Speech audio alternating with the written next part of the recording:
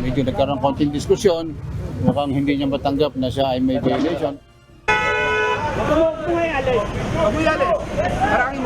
Inabutan kanina ng Clearing Operations Team ng Metropolitan Manila Development Authority ang isang sports utility vehicle na nakaparada sa bangketa sa Scout Madrinian sa Quezon City.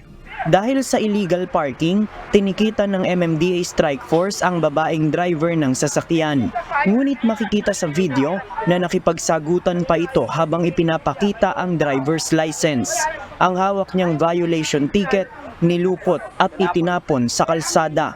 Agad din silang umalis para tumakas pero hinarangan sila ng MMDA at sinubukan ng Clearing Operations Team na pahintuin ang sasakyan para kausapin ang driver. Hindi pa rin ito tumigil at umalis ng paatras, kaya sa huli ay pinaalis na lang ito ng MMDA. Pero ayon sa ahensya, papatawan pa rin nila ng parusa ang driver dahil nakuha naman nila ang plakang nakarehistro sa sasakyan. Papasok pa rin natin violation niya. Pag nag-renew siya ng sasakyan at hindi niya tinubos, hindi siya makakakuha ng clearance, hindi siya makakarenew ng lisensya niya. Bukod dito, mayroon ding ilang private vehicle at taxi drivers ang illegal na nakaparada sa Kamuning Road na naisyuhan ng violation ticket. Ayon sa mga driver, alam naman nila ang batas na bawal talagang pumarada sa kalsada kaya magbabayad na lang sila ng multa. Wala akong magawa, sir, eh. Talagang ganun, eh. Alam ko nung ordinansa, sir. Kaso lang, eh. Nabutan ako. Bumili na akong pisa, eh. Alam naman po sir, inaisi lang namin, wala akong manghuhuli kaya yun. Sakto nung palis na po kami tapos yung ginawa, dumating po sila, wala nang magagawa. Talagang may violation po kami. Bukod sa mga illegally parked vehicles, mayroon ding nilimas na mga obstruction ang MMDA sa sidewalk ng mga mabuhay lanes.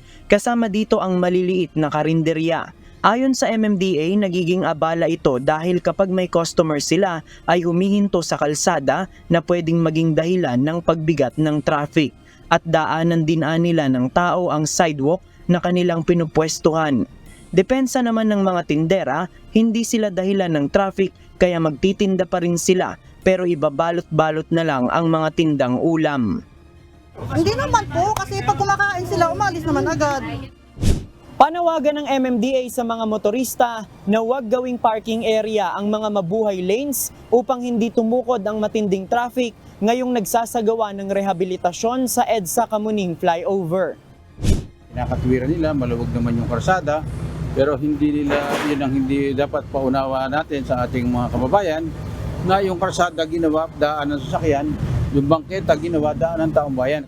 Batay sa datos ng MMDA, mayroong 17 mga sasakyan ang nahuli at naisyuhan ng violation ticket habang may 5 naman ang isinakay sa tow truck. JP Nunez, UNTV, News and Rescue. Diyos ang aming sandigan, serbisyo publiko ang aming pinahahalagahan.